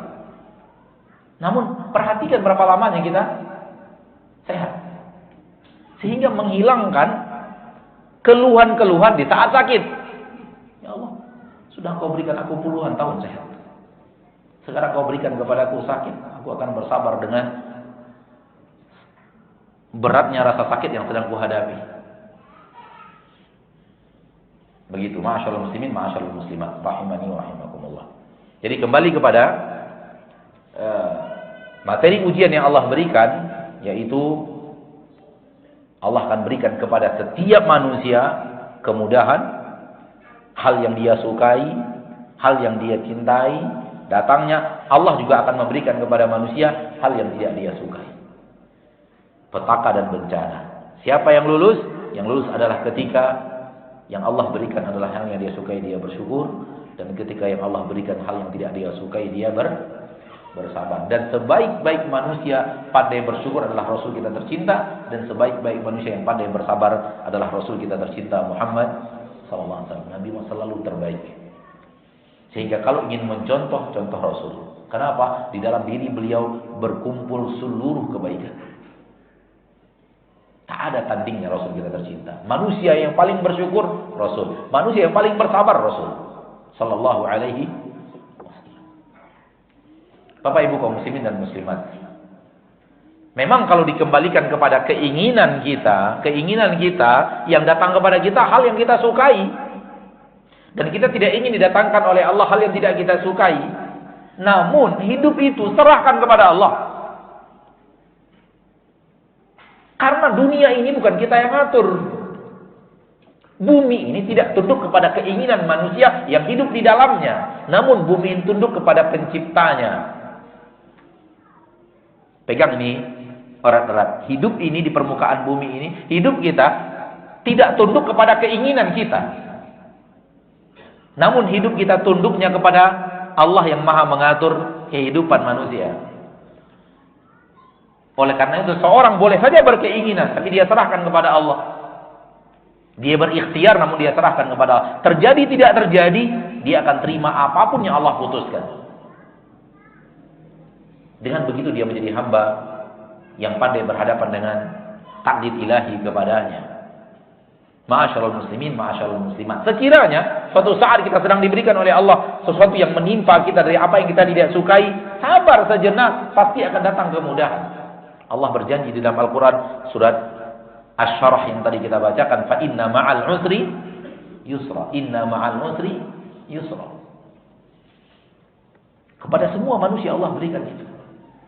Justru indahnya kelapangan di saat kita merasakan, setelah merasakan kesempitan, dan indahnya kemudahan di saat sebelumnya kita merasakan kesulitan. Kalau tidak terasa indahnya itu. Kapan terasa kenikmatan, betul-betul indah rasanya kemudahan? Kalau sebelumnya kesulitan. Maka orang yang lahir di keluarga kaya raya, dia tidak akan merasakan nikmatnya kaya itu. Kenapa? Memang dari kecil kaya raya. Akan terasa nikmatnya kaya itu kalau sebelumnya susah. Itu orang-orang yang bisa merasakan nikmatnya kaya. Tinggal lagi dia bersyukur atau tidak. Kalau tidak bersyukur, kelewatan batas. Akan jadi orang yang sombong. Tapi kalau dia pandai bersyukur, dia akan pandai menikmati kekayaan itu karena dia merasakan tidak nikmatnya di masa yang lalu. Dan percaya tidak percaya, Umar mengatakan indahnya hidup justru dalam sabar bukan dalam syukur. Indahnya hidup dalam sabar bukan dalam syukur. Walaupun keinginan manusia hidupnya di atas syukur. Tapi Umar mengatakan inna wajadna halawata hayatina fis sabri. Yang kami temukan keindahan hidup itu di dalam saat kita bersabar.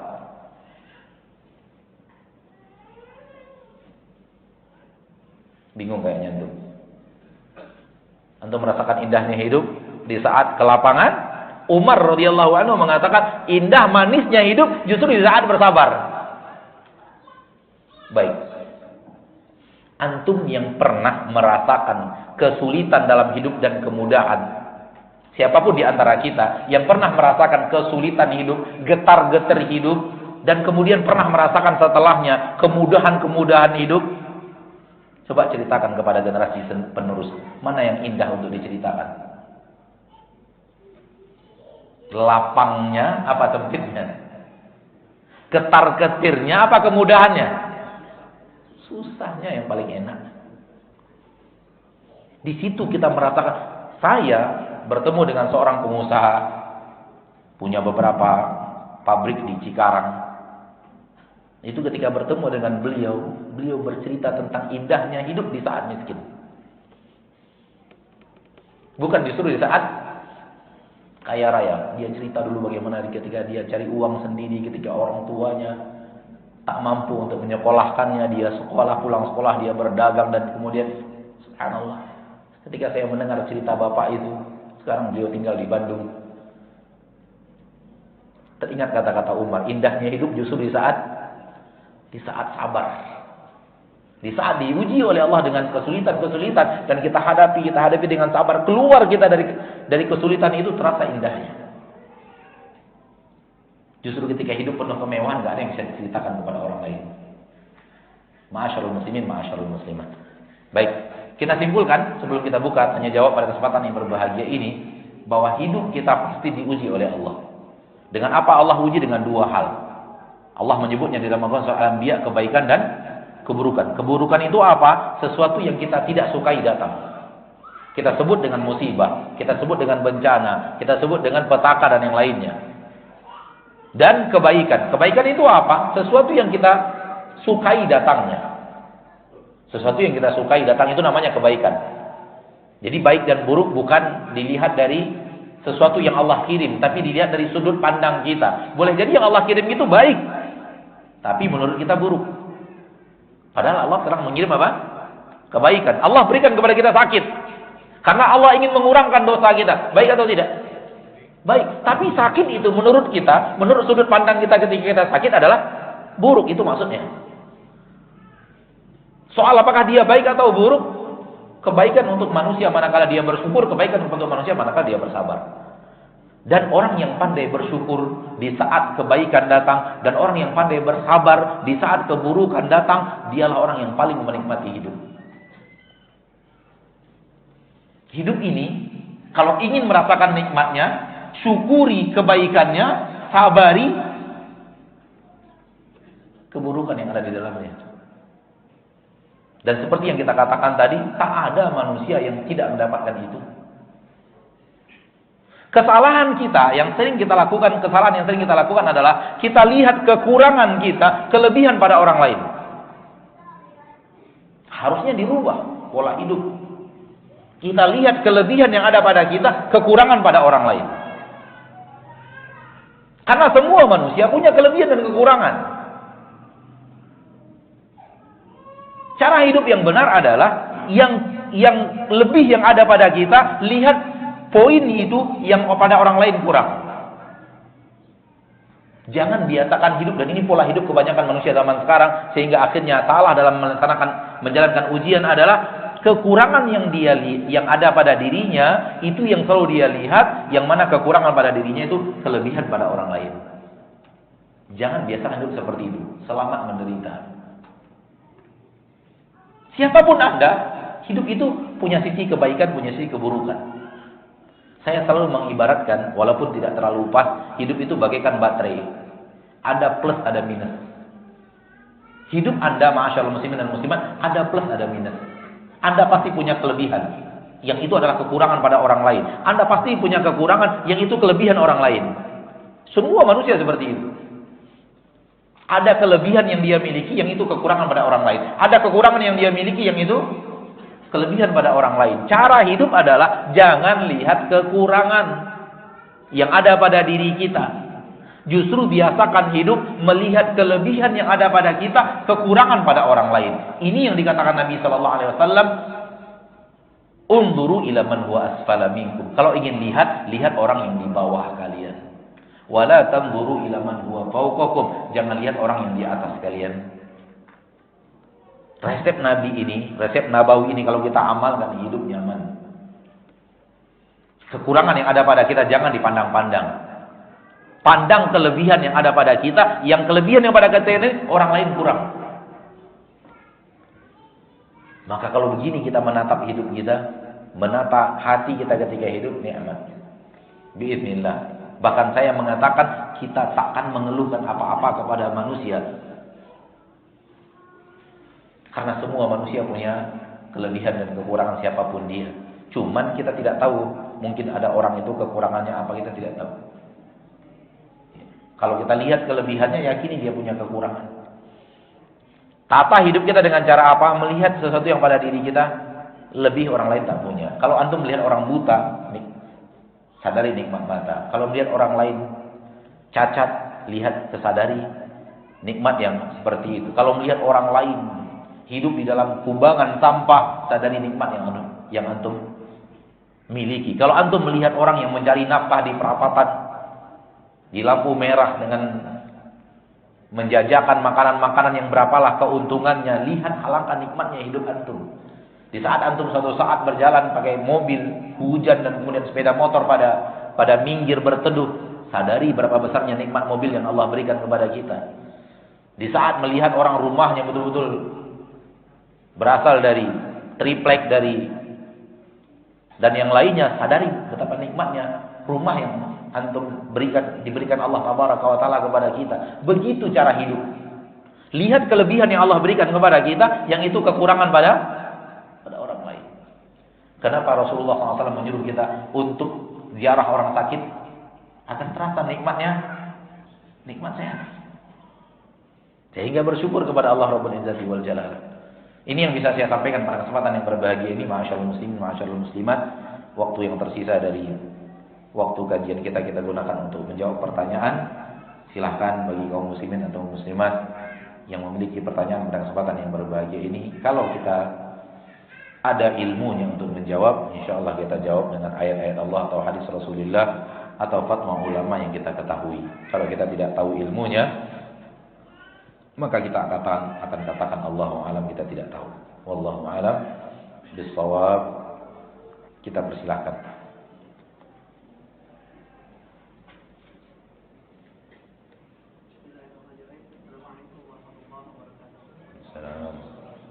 Mayoritas di pasar ini kan pedagang dan karyawan. Mohon pencerahannya dari Ustaz tentang bagaimana menjadi seorang pedagang yang berhasil terhadap ujian yang telah Allah berikan, dan bagaimana menjadi karyawan yang memang lulus ujian, Ustaz. Karena terus terang mungkin untuk sholat bisa tepat waktu saja bagi karyawan itu memang dia masih takut terhadap atasannya. Barakallahu fiik. Tentu secara detail kita tidak bisa berbicara secara detail tentang bagaimana pedagang yang sukses, sabar dan syukur. Bagaimana menjadi karyawan yang sukses dalam syukur dan sabar. Itu berhadapan dengan kasus masing-masing. Tinggal dia melihat dari apa yang tadi kita bicarakan, apakah ini hal yang baik yang Allah berikan kepadanya. Kalau yang baik dia syukuri. Hal ini hal yang keburukan yang Allah berikan kepadanya. Kalau buruk dia bersabar atas itu. Jadi detail saya mungkin tidak bisa berbicara, ya. Karena masing-masing orang punya kasus yang berbeda-beda di dalam kehidupan masing-masing. Tapi pasti kehidupan kita semuanya kembali kepada yang tadi. Karena kunci kehidupan ada pada pembicaraan Rasulullah SAW, sabda Rasul dan hadis-hadis Rasulullah, dan ada dalam ayat-ayat Allah Tabaraka wa Ta'ala. Detailnya tinggal dengan kasus masing-masing, Pak. Kasus per individu. Ya. Jadi tinggal dilihat dari kehidupan pedagang, tinggal dilihat dari kehidupan karyawan, kita sebagai pedagang atau karyawan, apa hal-hal yang kita sukai diberikan Allah, syukuri. Dan apa hal-hal yang tidak kita sukai, sabari. Walaupun kalimat sabarinya mungkin nggak cocok bahasa Indonesianya ya, tapi hanya untuk menyamakan saja, syukuri dan sabari gitu. Semoga menjadi bahasa Indonesia yang baik setelah ini. Karena bahasa Indonesia itu berubah-ubah, Pak. Ya kan? Dulu kita tidak mengenal kalimat-kalimat itu, sekarang sudah menjadi kalimat resmi bahasa Indonesia gitu. Ya. Adapun pertanyaan antum tentang seorang karyawan yang diperintahkan Allah untuk datang sholat ke masjid, namun dia tidak sanggup untuk datang ke masjid disebabkan ditugaskan atasannya untuk menjaga. Ini kesalahan terjadi di awal transaksi. Ini kesalahan terjadi apa? Di awal transaksi. Hendaknya setiap muslim yang ingin melaksanakan sholat wajib 5 kali ke masjid, di awal transaksinya bersama seseorang yang bertransaksi dengannya, dia sebutkan, di saat-saat sholat saya harus ke masjid.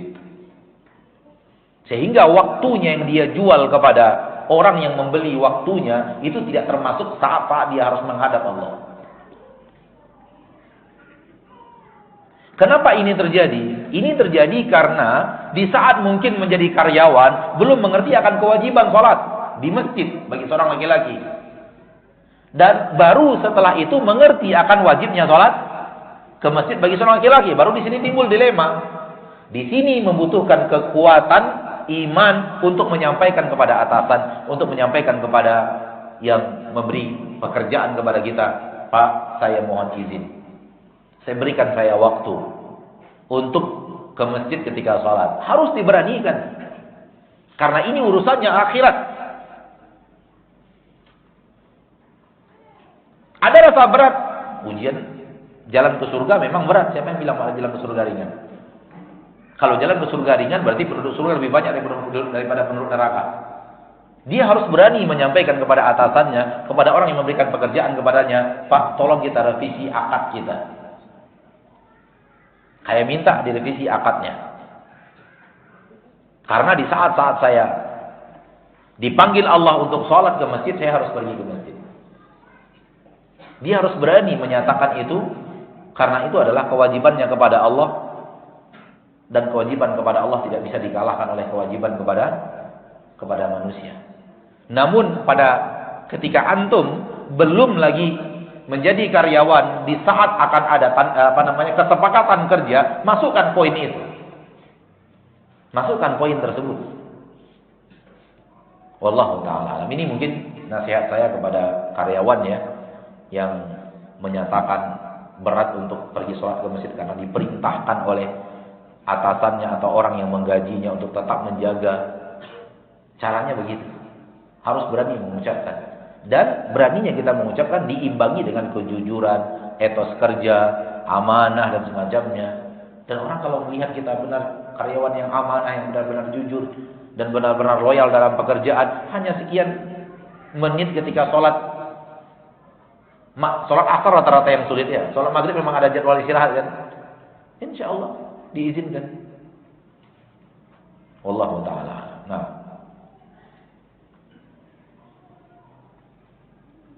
silahkan kalau ada pertanyaan berikutnya. Nah.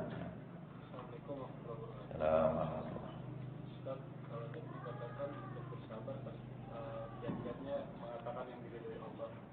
Apakah ada yang lain kiat-kiat yang harus sabar?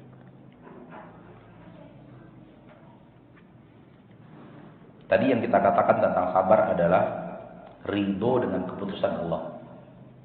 Hati bisa bersedih kata Nabi, mata bisa meneteskan air mata, namun tak akan keluar dari lisan kita kecuali sesuatu yang diridhoi Allah Subhanahu wa ta'ala. Apa kiat-kiat untuk bersabar? Ini mungkin pertanyaannya, apa kiat-kiat untuk bersabar? Ketika Anas bin Malik bercerita tentang kehidupan Rasul, Anas bin Malik hidup 10 tahun di keluarga Nabi sallallahu alaihi wasallam. Karena ketika Nabi hijrah ke kota Madinah, ibu Anas bin Malik membawa Anas bin Malik. Dan ketika itu usia Anas bin Malik sekitar 10 tahunan. Lalu Rasulullah berkata kepada Rasulullah SAW, Ya Rasulullah, khudh hadzal ghulam khadaman lak.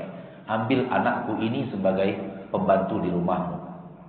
Engkau perintahkan dia ambil ini, pergi ke sana bawa ini. Jadikan dia orang yang membantu hidupnya Rasulullah.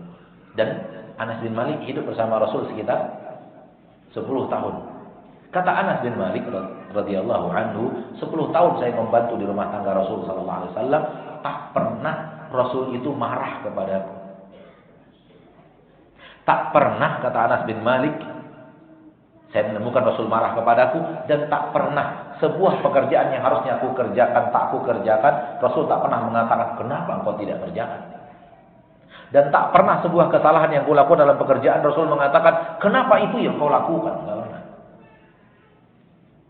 Dan kalau salah seorang keluarga Rasul memarahi saya, karena kesalahan pekerjaan yang saya lakukan, kata Rasulullah SAW kepada sambil menasihati keluarganya, innahu law qaddara syai'un kana. Sesuatu kalau sudah ditakdirkan oleh Allah terjadi, pasti terjadi. Maka sabar sangat identik dengan, sangat kuat korelasinya dengan ilmu, iman kepada seseorang kepada takdir Allah.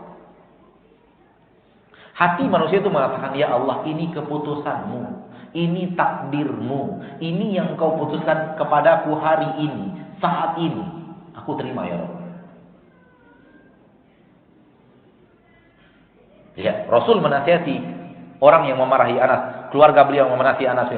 Keluarga Rasul manusia, tak sehebat Rasul dalam kesabaran. Ketika saya dimarahi oleh salah seorang keluarga, kata Anas bin Malik, Rasulullah menasihati keluarga beliau itu dengan mengatakan, innahu law qaddara syai'un kana. Sesuatu kalau sudah ditakdirkan terjadi oleh Allah, pasti terjadi. Mau apa kita? Mau marah gimana? Dia tidak akan bisa diangkat lagi. Itu keputusan Allah sudah. Itu sesuatu yang Allah takdirkan. Maka sabar identik sekali dengan ilmu, keimanan seseorang dan ilmu seseorang tentang takdir Allah Taala, bahwa Allah akan memberikan keputusannya, Allah akan memutuskan perkara di permukaan bumi dalam kehidupannya. Dia tinggal terima saja tentang apa keputusan Allah terhadap dirinya. Jadi kalau Allah sudah mentakdirkan, nggak akan bisa dihindari. Sehingga untuk apa marah? Kemudian di dalam syarah hadis tentang sabar, ya, seorang ulama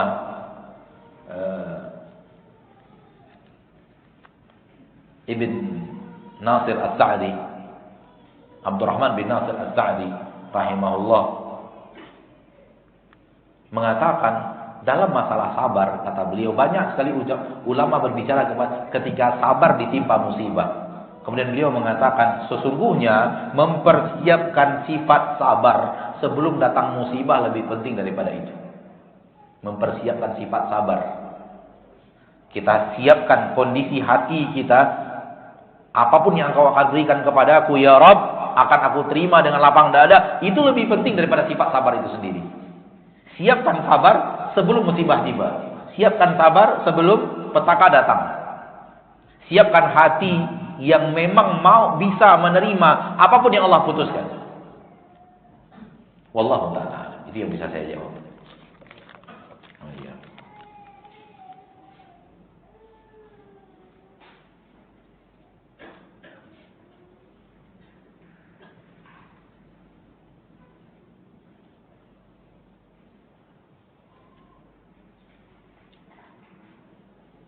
Urgensi komunikasi orang tua terhadap perilaku anak di usia remaja yang relatif masih labil dan mengingatkan maraknya era digitalisasi untuk mencegah hal-hal yang tidak diinginkan. Implementasi dalam kehidupan sehari-hari bagaimana Ustaz? Termasuk dalam menghadapi takdir. Tugas kita sebagai orang tua kepada anak adalah ajarkan mereka kebaikan, larang mereka daripada keburukan. Dan setiap apa yang kita tahu, hal yang salah yang mereka lakukan, tegur. Sampaikan kepada mereka bahwa itu kesalahan yang telah mereka lakukan. Dan kalau yang mereka lakukan kebaikan, kalau mereka masih kecil bisa dipuji. Karena pujian bagi anak kecil tidak masalah. Supaya mereka terlatih dalam kebaikan itu. Itu tugas kita. Semuanya. Termasuk dalam dunia sekarang, dunia era digital dan semacamnya.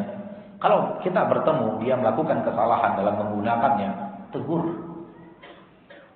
Dan ketika kita memberikan sesuatu kepadanya dari era digitalisasi ini, alat-alat dan media-media ini, nasihati. Kamu saya berikan ini untuk ini, bukan untuk ini. Ayah memberikan kepadamu, ibu memberikan kepadamu ini untuk kebaikan. Gunakan untuk hal-hal yang baik. Dan awasi, sekiranya bertemu, dia menggunakannya untuk hal yang tidak baik, tegur. Jangan diamkan. Dan begitu terus.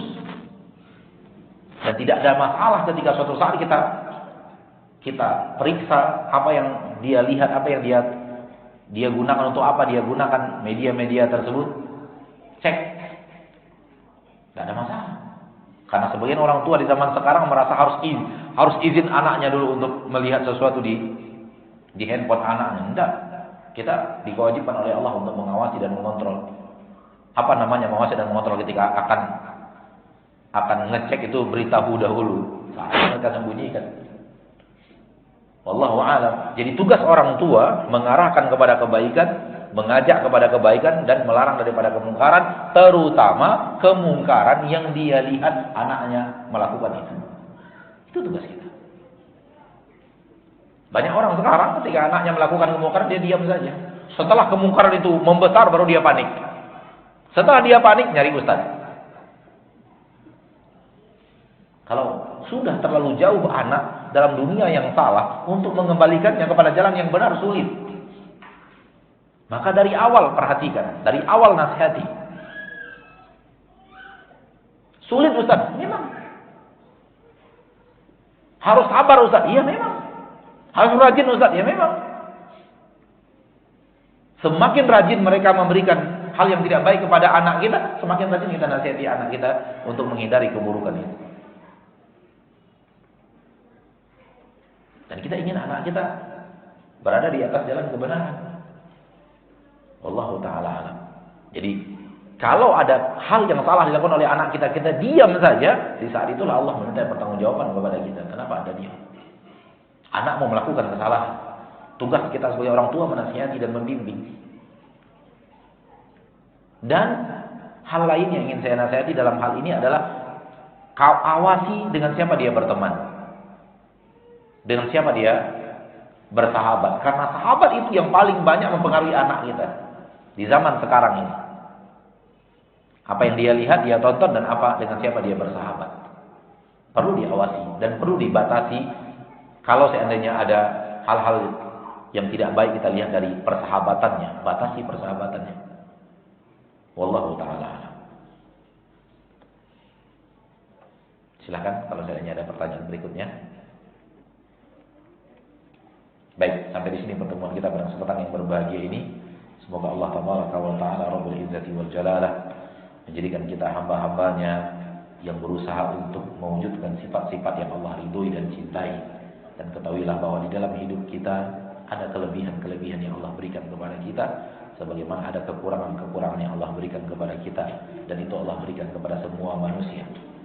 Tinggal bagaimana kita mensyukuri apa yang lebih yang Allah berikan kepada kita, yang itu adalah kekurangan pada orang lain, dan bagaimana bersabar atas kekurangan yang Allah berikan kepada kita, yang itu adalah kelebihan pada orang lain. Kalau kita pandai menata seperti itu, maka kita akan menjadi hidup yang sukses dalam menjalankan ujian yang Allah berikan. Sampai di sini pertemuan kita. Semoga Allah wafatkan kita semuanya di atas husnul khatimah, dan semoga Allah maafkan dosa-dosa kita di yaumil hisab, dan semoga Allah kuatkan kaki kita di saat nanti melintas di atas sirat.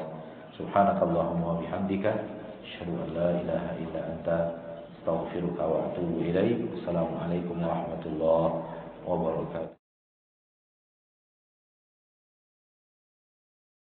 Tebar kurban bersama Asil TV.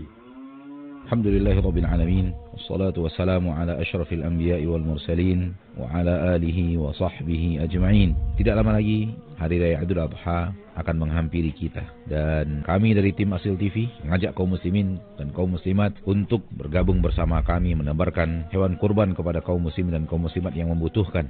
Bagi Anda yang ingin berkurban sapi secara kolektif, hanya dengan biaya Rp2.750.000 per orang. Harga tersebut sudah termasuk biaya operasional. Silakan transfer melalui rekening Bank Syariah Indonesia dengan nomor 81755060664 atas nama Yayasan Asil Cahaya Tauhid. Konfirmasi transfer Anda melalui WhatsApp atau SMS ke nomor 0812 6700 0075 atau 0811 755 0606. Semoga amal ibadah antum di Idul Adha ini diterima oleh Allah Tabaraka wa Ta'ala, dan semoga hewan kurban yang antum laksanakan diterima sebagai amal ketaatan yang akan menjadi pembawa jalan ke surga. Atas partisipasi Anda, kami ucapkan jazakumullahu khairan.